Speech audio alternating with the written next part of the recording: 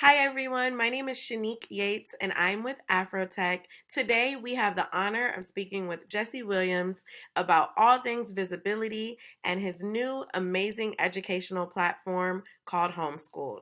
Let's hop right in. I am super excited to chat with you about all things visibility and homeschooled. And I want to kick off this interview with if you could summarize the mission of visibility and homeschooled in a sentence, what would you say? I'll try to think of a new way to say it. Let's see. I would say uh, playful, constructive joy. I Mm, mean, we're about constantly building things for us and by our own hand um, that serve a purpose to the collective, but that we can also be enjoying ourselves and be playful throughout that process. We have obviously so much of my work and many of our work is very serious in nature and tone as it should be. So we wanted where we've built a media company that can continue to be in service in that same direction, but with a more playful bend. absolutely. And speaking of purpose, homeschooled, the app really reiterates that learning starts at home. Can you elaborate your vision for this platform being a hub for self-learning and why that's such an important concept, especially within our community? Yeah, you'll notice as you explore the app experience, the game experiences. We built it kind of around a college campus um, tone. So you have this feeling of going to classes, picking categories, having classmates, being competitive, and having a community that you're a part of. You're not just there by yourself, even though you can play by yourself, but the way you interact is by challenging new friends, old friends, family, etc., around a whole range of categories. So while our contemporary pop culture, entertainment um, experiences, members, and community have value, are worth knowing and celebrating and exchanging around. We also focus on fine art, and we're going to consistently have an expanding curriculum from fine art to history to Black history to contemporary artists to sci-fi, etc. So, geography, biology, we're going to have a whole range of topics um, that and in that trivia tempo, you get quick call and response and question, answer, multiple choice. So you have a competitive and a time and a ticking time clock going. So you have a sense of purpose and a goal in mind, and you can immediately see your results, learn from what your mistakes were, learn from what you missed. Oh, damn it, that was right. That was well, okay, got that now. Okay, go back in. So it keeps a sense of there's a reason that everybody learns differently. Everybody retains information differently. We it's much easier for many of us to memorize lines to music, right? We remember the lyrics to songs much easier than we might remember the capitals of every state in this country. Or you learn that to song. There's different ways to retain information. And we thought it'd be fun to create something that you could play on the train, that you could play in a waiting room, that you could play just in your crib, you could play wherever. That is not just a total waste of time, to put it frankly. There's gaming now is so incredible and the graphics are so ill and the storylines are so ill. And I at a certain point had to step away from playing my Xbox and PlayStation for certain things if it was just like, yo, I could easily spend 7 hours on this game because it's so dope. But when I turn it off, what have I gained? What use? I haven't absorbed any new information, anything that's applicable in my life. Um, is there a way to be immersed in something that's fun, simple, that I can pop in and out of, but it gives me information that I could directly apply to the life of my life and others.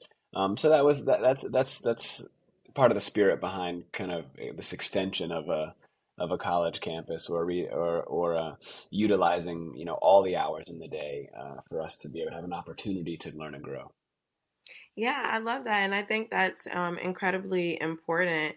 Just, we're in this age of just the self-taught learners, like people quickly hop on YouTube and even TikTok and learn like massive amounts of information. So I think tools like this are extremely important. And, one thing that I've always noticed and admired about your work is that education has always seemed to be a key value for you. Why has that been so huge for you to always bring that to the forefront of anything that you do, really? Because education is liberation. Education is an ability to self-determine. It is an ability to know yourself better and push at the edges of what you think your possible potential is. It was, and I don't take full credit for that outlook. That was something that was ingrained in me from my parents and bouncing around to, um, you know, really disenfranchised school systems into more better off ones, and learning at a very young age that we don't always get what we deserve in terms of opportunity. You get what the government has provided for you, you get what your community has provided for you, you get what your families, the circumstances that they find themselves in. So education can be,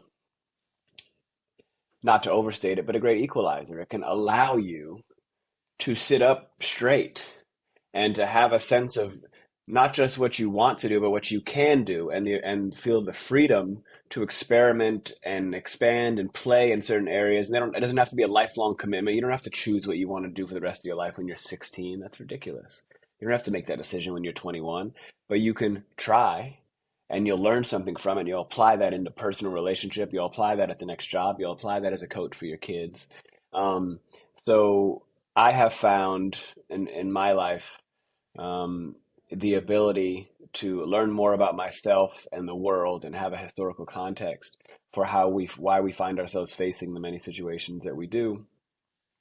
That's all a form of education, and it is not something that has to be entirely out of reach in this information age. We now have, as you said, more and more access. I love that people are self-realizing and figuring out ways to educate themselves in any form or fashion. If you get that information off a YouTube video, that doesn't make it less valuable than if you got it from a way overpriced textbook that costs you $65 that you're only going to use for 3 months at a semester in college. Um, the point is, are you getting the information? And the point is just like uh, your physical health. If you need to be using your body to stay healthy, you need to be using your mind to stay active and ward off illness and to be at peak health and your better ability to, the happier you are with yourself, the better partner you're going to be in life, in any relationship. So all these things are intertwined. I definitely agree. And coming from a background of educators, we were always taught at home, and like my grandmother would always be like, they're not going to teach you this in school, especially as it pertains to Black history, and just things that, are flawed with the American school system. So extensions like this are completely necessary. And I really want to know what I know you are the dean of culture for Homeschooled, and you'll be joined by like guest teachers and all of that great stuff. But what are your responsibilities look like? What does a dean of culture, what does that all consist of? Well, in some ways, it certainly involves creative direction. It involves the content, reviewing questions, ideating with our writers and creators, and certainly my co-founder, partner, the brilliant Glenn Kino, around themes that we touch on in our curriculum. Hiring and design hiring incredible writers. We're proud to say that 100% of our in-house writers are Black and brown. We are, and we partner with other trivia question writing companies as well, and we're consistently just developing and growing and making mistakes and building and learning from each other, and so it's just kind of an overall cultural creative eyes and decision making around the direction that we want to go, as a brand, so to speak, for Homeschooled.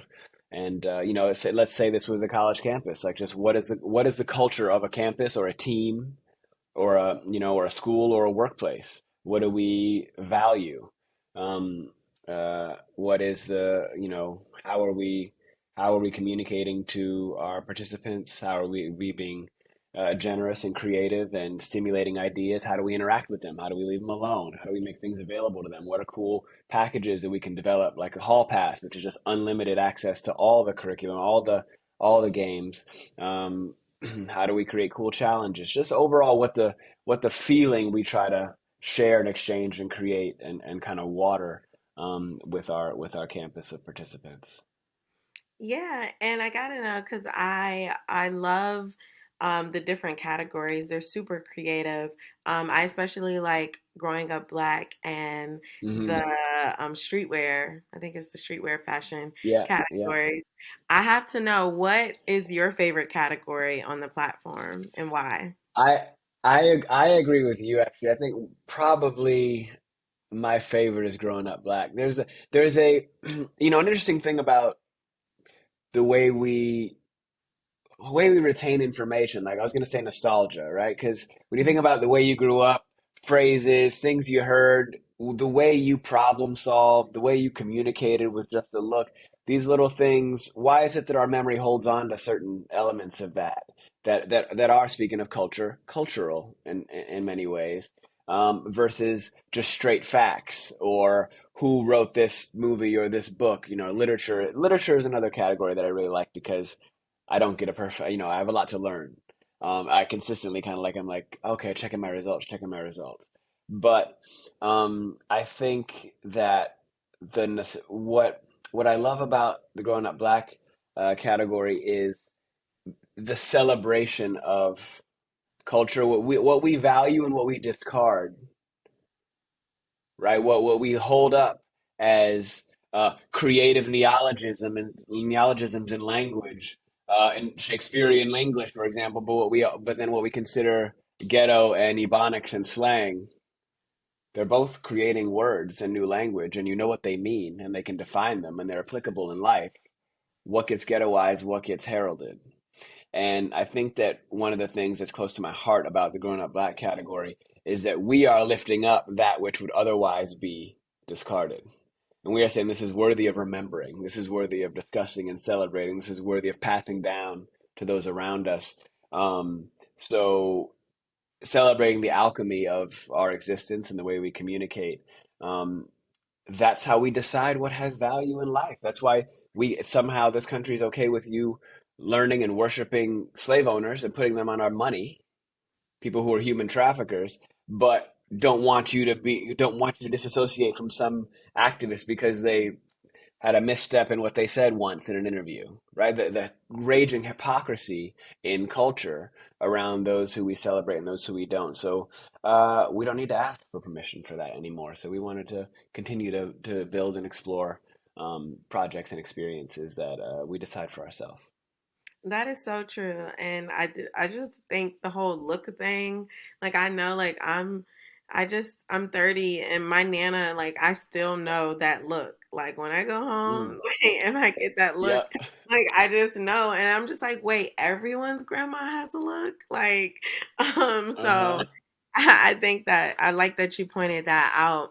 And I just have two more questions for you. The first one is just because here at AfroTech, we really champion technology. It's pretty self explanatory. So, can you tell me how technology has played a huge role in bringing this homeschool platform to life and how it has just kind of bridged that gap for the mission that you guys are fulfilling? I would say, and I'm a huge fan, by the way, of everything that y'all do over there. I've been to AfroTech myself. We've announced a game. We launched a game at AfroTech, actually. Um, Y'all are terrific. I love Morgan and Blavity as well. So it's my honor to be here. This technology and what we're consistently developing, we have an incredible team of in-house engineers that have a wide range of experience. And what that does is two things I think about. How do we get, how do we make best use of our ability to be direct to consumer, not having a buffer in between. There's ups and downs around being able to go direct to your target audience, the community you're looking to serve, um, because for so often, for even you're younger than I am, but from both of our childhoods, the way to market to teenagers or college students. A lot of times when you're marketing to people, um, promoting a product or an experience or an event, you got to go through their parents, you got to go through their school, you got to communicate through a whole range of middle ground, middlemen, so to speak, and being able to use technology to, okay, here's an example, to be able to take user submissions directly from our community at Homeschooled. Y'all can submit questions, categories, ideas. We value that. We created a leaderboard called the Teacher's Pet Leaderboard to run the people who participate the most, interact the most with us, and serve their community, try to form and shape something dope for categories. They get celebrated. They get celebrated in public. So you weren't able to do that before. To have the user, one of the hundreds of thousands of users, um, being able to participate in a way that can put them, they can be featured on our Instagram page. We can have a leaderboard of people. You can call people out and challenge them in that way and be celebrated for your insight. And you may and also being open as a company to uh, improvement and critique and development. So, oh, that's actually a dope category. We hadn't thought about that. That's actually a dope question. You know what? There was an error. There was a typo in a word. Okay, no doubt, like solved. Being able to be available to be open and because the point is us being in service to the community. So it's not about ego. It's not about anything that's kind of silos you off from the community that you're serving. So I think one of the things I'm consistently impressed with our engineering team and technology as a whole is the ability to constantly get better, constantly update, and hear in real time what the community wants and is asking for. Yeah, and that example really debunks the myth that technology kind of pulls us away from community. You know what I mean? It's there are, and don't get me wrong, technology has its ups and Sure. downs, but it's great that it can just be used to bring us closer and like just again build upon the platform and make it greater because we are better together. So again, Yeah. hats off to all. Thank And you. you're welcome. And my last question is just more like of a statement from you because I'm the queen of manifestation. I really do believe in speaking things into existence. So, five Mm. years from now, how do you envision homeschooled shifting the dynamics of education as we know it? Well, I imagine homeschooled as one of many, almost like a finger on a hand or two, a larger campus, as it were, of ways in which we can continue to grow, learn, and teach with each other. And also, there is a cultural shift that needs to take place to your point earlier, Shanique, about like how technology can put our heads down and cut us off from people. And what we originated these ideas around and building visibility was very much about, we see what's going to happen. We see where the technological turn can occur that's going to separate us from each other. How can we harness that energy and use it in a way that celebrates and connects us? It actually connects us to each other. So in some ways, it's like a oral language versus visual language. Just write it down. How do we document our cultural experiences in a way that keep us talking about them, keep us celebrating them, because that era before technology, it's consistently receding into the rearview mirror. Like, I'm over 40. That my memories of what was happening in the 80s, there's never going to be childhood without social media anymore. There's never going to be childhood where you just go out until the streetlights come on. There's never going to be all those experiences um, anymore. So how do we make sure to be archiving them and celebrating them in a certain way? So when I think about the future of homeschool, I think about carrying forward the cultural element of education remaining a priority, which it is. I'm not saying it's not, but we're maintaining that. How can we be in service to that tradition of education being a cultural priority at 10, at 15, at 20, at 25, at 45, that we can have constructive conversations and dialogue in ways that are uh, um, fun and productive and center us, that are not around being in service to some boss or corporation or institution that doesn't have us as their first, second, third, fourth, or fifth priority. So sometimes you have to just demonstrate a willingness and an ability to put yourself first. You don't even have to play our game. You don't even have to play celebrity. You don't even have to use a broji to know that just the value of you knowing that these things exist, that are built for you by folks who look like you, that grew up like you, that are interested in things that you are, that value you. All that is just, we don't need to, we're not a monolithic group. We're not a homogenous group. There's no such thing as like black women feel this way. That's nonsense. There's more diversity within the demographic of black women or black men or whatever than there is outside of it. So just the more the merrier, the more but we can encourage other young coders and other young people who are having ideas, authors, writers, whatever. Somebody, athletes who are playing this on the bus, battling each other on the bus to a game. Like that's more constructive, I think, than a lot of other ways they could be spending their time. So we're just trying to it's all a garden, and we're just trying to do our part to inspire folks to celebrate themselves, and visibility will continue to grow and shape both in the film space, the mobile app, the gaming space, narrative space, cinema. We've already made a documentary, award-winning documentary about Tommy Smith. We're just trying to create and support narratives from us and by our hand. Absolutely. And again, I'm a huge fan of everything that you all are doing. And I can't wait to like write this story and like really put my little cousins and my little goddaughter Oh, on. dope. 'Cause they like TikTok it up and I'm gonna be like, look, they're always like, do you have games on your phone? I'm like, actually I do. And it's one where you can be learning. So thank you Yeah, so much for we your love time, that. Jesse. Thank you for your support and sincere interest and consideration. We really do appreciate and value it. Thank you so much.